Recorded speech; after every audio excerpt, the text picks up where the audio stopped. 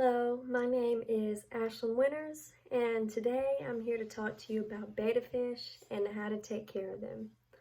So I chose this topic because I actually have a betta fish, and I know they have a reputation of being mean and aggressive, but they're actually really beautiful and really cool fish.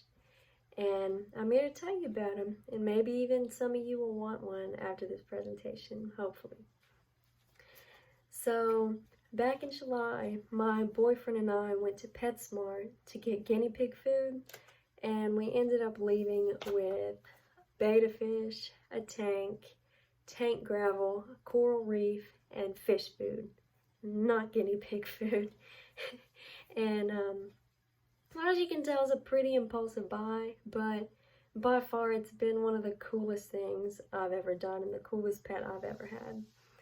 So at this point in my presentation, just a little pause, I'm going to bring a slideshow with me to present pictures of the fish along with a couple diagrams for reference, just so the audience it switches it up, gives them something to look at.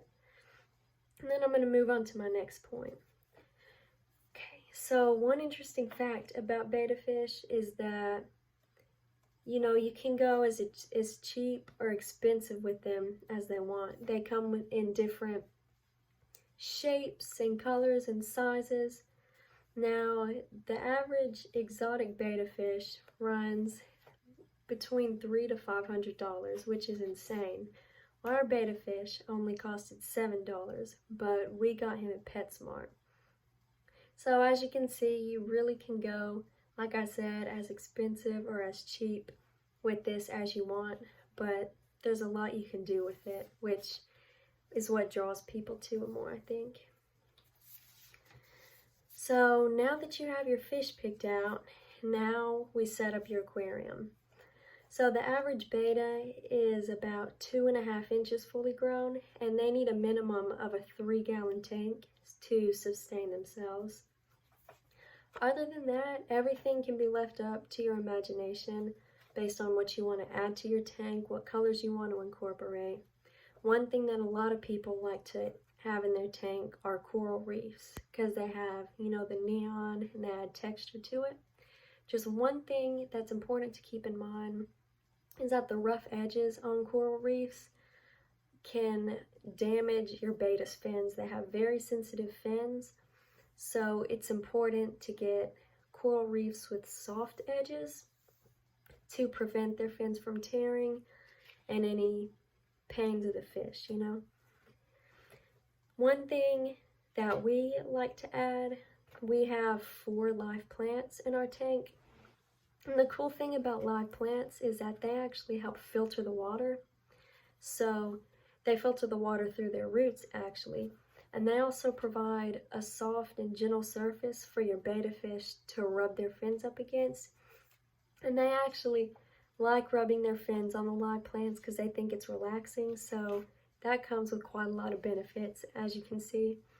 One thing also to maintain the tank is snails. And we have 2. It's those little sucker snails from PetSmart. They're really cheap and they come with a lot of benefits. They help by eating the excess food in the tank and the algae. And get this, so if we didn't have the snails, we'd have to clean the tank about once every 2 weeks. But with the snails, we only have to clean the tank every couple of months. So it is a huge help. So maintaining the tank is much easier than setting it up. Setting it up, you just have to remember to dechlorinate the water because bettas cannot withstand chlorine in our drinking water that we have. And you need to maintain the tank at a temperature between 75 and 80 degrees. Now this part is crucial to the health and longevity of your betta fish. By keeping them at this tank, it's healthy and they're going to live much longer. Other than that, they just need to be fed twice a day and have their filters changed at least once a month. Overall, this is a pretty low maintenance pet for college students. They add a little bit of color to your room, and they're exciting to watch. They're really entertaining. So if any of you are considering getting one and you have any questions, just feel free to hit me up. Thank you.